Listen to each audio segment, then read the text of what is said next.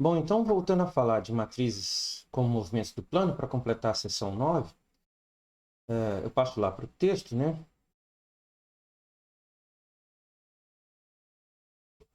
Passo lá para o texto, a gente está na seção 9 e no exemplo 4. O exemplo 4 diz o seguinte: considera a matriz 1, 1, 3, 0 e considera o triângulo retângulo ABC, sendo A a origem, B o ponto 1, 0 e C o ponto 0, 1. Ele vai calcular as imagens dos lados dos catetos AB e AC considerados como vetores. Então, o que ele vai fazer é o seguinte, olha só. Eu tenho a matriz 1, 1, 3, 0, os três pontos que formam um triângulo. Você tem o triângulo, então, ele é formado pelos vetores AB e AC, são os catetos. E você quer calcular as imagens dos catetos. Então, você calcula M vezes AC. Ou seja, é 1, 1, 3, 0 vezes AC. AC é 0, 1, né? Porque é C menos A. Então, 0, 1. Então, isso aqui dá 3, 0. Significa que este vetor aqui, o AC, vai neste vetor aqui, que é o 3, 0. Vamos caprichar um pouquinho mais aqui e deixar o eixo X grande o suficiente para conter o ponto 3, 0 aqui no campo de visão. E quando você calcula a imagem do AB, que é o outro cateto, quando você calcula a imagem deste cateto aqui, o que acontece é que você vai multiplicar a matriz 1, 1, 3, 0 por 1, 0, né, que é o AB, que dá 1, 1. E então você tem a imagem do AB, o 1, 1 está aqui. Né? Então é este vetor aqui. Observem, os vetores amarelos, que são os catetos do triângulo original, formam 90 graus. Os vetores azuis, que são as imagens desses lados, formam 45 graus. Então, esta matriz aqui, o movimento gerado por essa matriz não preserva ângulos. E também não preserva distâncias, né? A gente viu aqui que a distância entre A e C, que é 1, é elevado num lado que mede 3. A distância entre A e o ponto C', que digamos que é a imagem do C, é o ponto final do vetor A, começa em A e termina na imagem do C, mede 3. Então, não preserva ângulos nem distâncias. Quando você volta lá para o texto, quando a gente volta aqui para o texto, tem o exemplo 5, que é um exemplo de uma que eu vou deixar vocês lerem. Basicamente, ele pega um vetor chamado de V1, que é o 1, 1 nesse caso, e calcula a imagem desse vetor pela multiplicação pela matriz M, que é dada aqui, menos meio 0, 0, 2, e chama de V2. Ó, V2 é M vezes V1. Depois V3 é M vezes V2. E assim por diante. Até que sempre, o próximo é sempre a imagem do anterior. E o exercício pede para calcular e desenhar os vetores V3 e V4, V2 também, né? E o que você pode dizer quando n fica muito grande? Qual a tendência que acontece? O que você acha que vai acontecer quando n cresce muito? A matriz de rotação já foi comentada. A gente comentou a matriz de rotação de menos 30 graus. Aqui é um outro exemplo, a rotação de 30 graus. E os exercícios, aqui o 9.4a e b, são exatamente para falar que a matriz de rotação, R, do exemplo acima, preserva distâncias e ângulos. Então, rotações preservam, como já era esperado, né? Rotações não deformam vetores, rotações preservam distâncias e ângulos. Esse exemplo 7 aqui, esse exemplo 7 eu vou passar, o exemplo 7 e 8 eu vou passar aqui para o quadro, para a lousa. E exemplos 7 e 8. Então, eles partem de uma pergunta geral. Que é o seguinte, né? Suponha que dada a matriz A 2 por 2 e também é dado um vetor B. B, coluna, tá? Duas linhas de uma coluna. Então, B é um vetor de R2. Sei lá, ele pode, por exemplo, estar aqui. Né? Então a pergunta é a seguinte: B pode ser escrito como A vezes X? Né? Então, existe X em R2, tal que B é a imagem de X pela multiplicação pela matriz A. Então, você está dizer que B é igual a X é dizer que AX igual a B, né? AX igual a B é um sistema. Eu estou procurando por x, então as incógnitas são as coordenadas do vetor x. É um sistema de duas equações e duas incógnitas.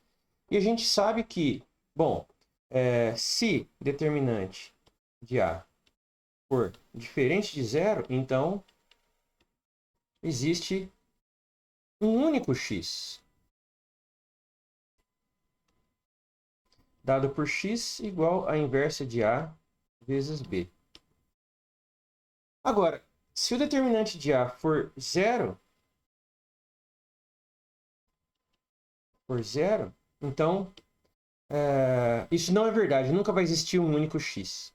Né? Aí das duas, uma. Ou não existe x, ou existe mais de um x. Ou a solução é vazia, ou a solução tem infinitos pontos. Um exemplo está lá no texto, é a matriz 1, 2, 4, 8. O que acontece? A matriz 1, 2, 4, 8.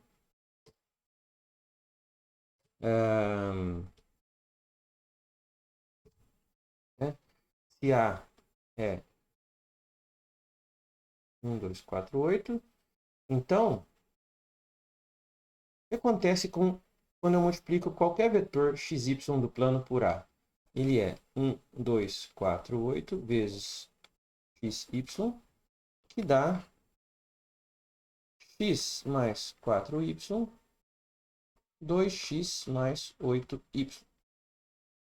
Ora, isso aqui simplesmente eu posso escrever, né? Então, o conjunto dos pontos xy de R2, tais que x mais 4y, 2x mais 8y, isso é igual ao conjunto da forma t, 2t, tal que t é um número real.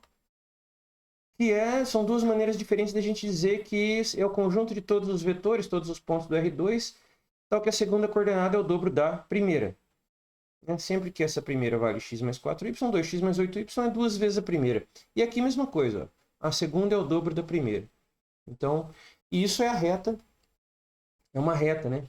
T, 2t é a reta gerada pelo vetor 1, 2. Então, é a reta gerada pelo vetor 1, 2. Então, olha essa reta aqui. Então, todas as imagens, né? O A manda a multiplicação pela matriz A manda todos os vetores do plano nessa reta lilás que eu desenhei aqui. O que acontece, então, é que se o B está aqui, para este B, não existe x ao que a x igual a B, porque o B está fora dessa reta. Então, todos os pontos, todos os vetores do plano vão para essa reta. Então, nenhum vem para B. Agora, se o B está... A gente pode pegar, se o B estiver, por exemplo, por aqui, então, nesse caso, B, então, existe mais de um x, né?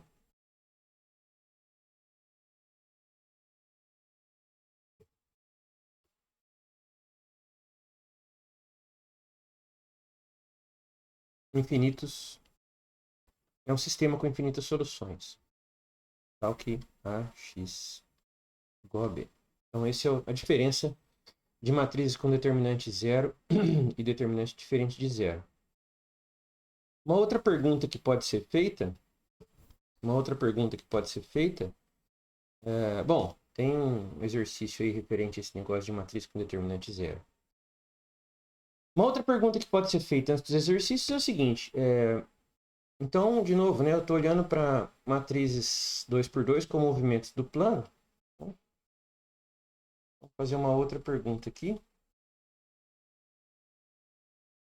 Então, dada uma matriz da 2x2, considerada como movimento do plano, eu posso perguntar o seguinte, é aquela história de você dar um vetor e perguntar se existe um vetor tal que aconteça alguma coisa.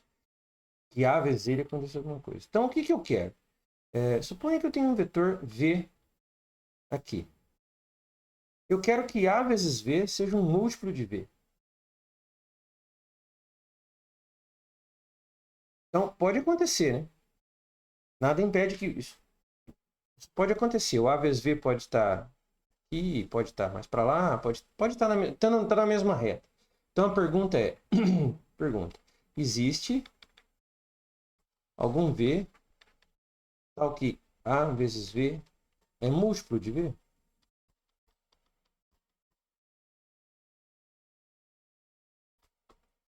Então, isso é equivalente a perguntar se